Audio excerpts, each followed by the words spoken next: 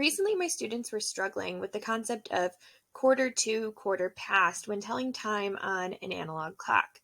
We took a quiz, and I noticed as I was walking around, most of them were getting the question wrong that was asking them, what time would it be if it was quarter to 7?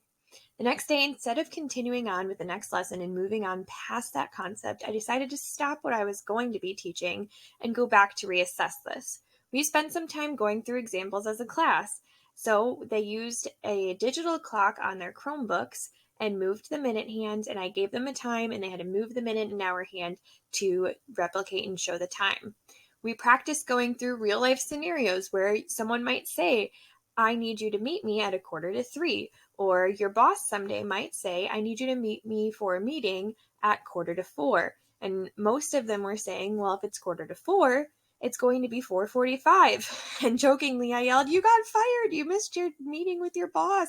You were an hour late. Quarter to means that it is quarter to the next hour. So if your boss is asking you to meet them at quarter to 4, they're asking you to meet them at 3:45.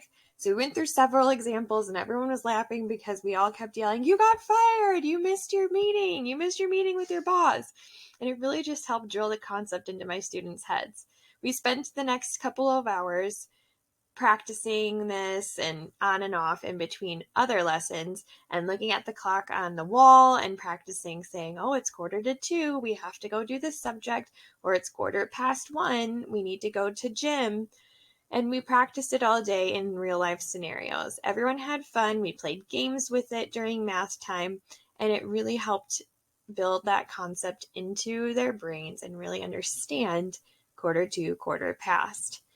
The next day we reviewed, and everybody remembered they didn't want to be late for their meeting with their boss and get fired. If they asked for a meeting at quarter to 3, they needed to be there at 2:45. Needless to say, I think taking the time to go back and reassess this concept in a silly and fun way that got all of my students up and moving and utilizing their Chromebooks and everyone involved, they'll remember what time quarter to and quarter past is when looking at an analog clock.